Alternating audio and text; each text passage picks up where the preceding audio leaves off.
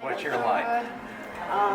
It's at the end there where she's meeting all the girls again, and they come up to her individually and say, This is the Dottie? yeah, and then I come up to her and I'm supposed to be the older Alice. Got it. I come up to her and say, Dottie. When your career did end and you went back to life outside of baseball, and you came back to your hometown and said, where have you been? Well, I was playing professional baseball. What sort of looks did you get from people? Did people believe you that you said you were off playing professional ball? I don't think I even told anybody I was playing professional ball because nobody really cared. I mean, you don't walk around and say, hey, I played professional baseball. We just went back to our old jobs and did other things, and so it never really came up in the conversation that we played professional baseball. My brother saw an article in the newspaper, and he said, why don't you go down and try out? Well, I was only 16 years old, and I said, gee, I don't know whether I want to. And he said, well, I'll take the day off of work and take you down there, and we can just sit in the stands and watch. Well, he knew that once I got down there and was sitting in the stands, there was no way I was just going to watch. I was going to get down there and play. So I went down, tried out. A couple weeks later, got a telegram to report to spring training. Then my mom came in and she says, wait a minute, I never heard of any All-American Girls Professional Baseball League. She says, how do we know it's okay?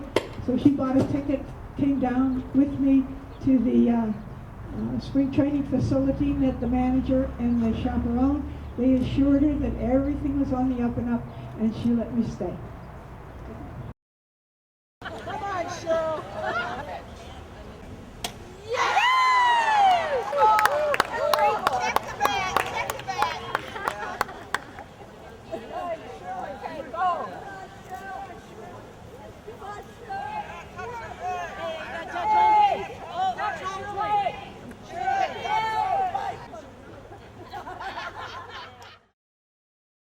I just love to see the girls have the opportunity that we did to have a league where we were competing against women and not trying to compete against men or boys or whatever you're trying to compete against. Yes, I'd love to see that day come, but whether it'll be in my lifetime or not, I don't know.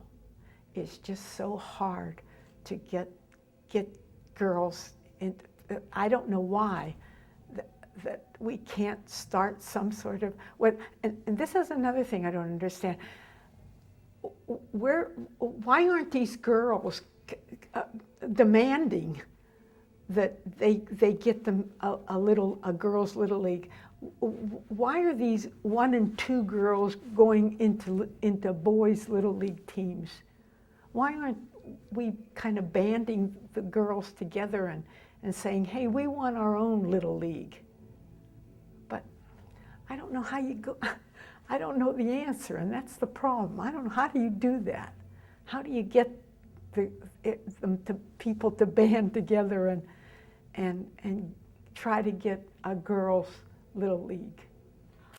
The icing on the cake of all of this was our recognition by the National Baseball Hall of Fame in Cooperstown. Now, did you guys continue to play baseball even though you were out of the league? Is there a phone company league or a local recreational leagues? Yeah, no. To me, they were always just get the game over and get to the bar. There was no competition. Good hat. Chaperones were very important in our league. They were, especially for us young girls that were teenagers, they were kind of surrogate mothers for us. They took care of all of our arrangements for housing and any problems we had. They were right there to help. So she wasn't portrayed as well as we thought she should have been in the movie, but they were very important. Yeah, we're dying off like flies now. We have about 125 girls still living out of 650. 1, 2, 3. All right. Yeah, this may be your last chance to have a picture with an All-American. Come right down here later.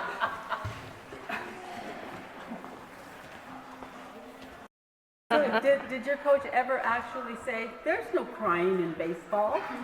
Well, I don't know if they did or not, but I'm telling you, I shed a tear once in a while.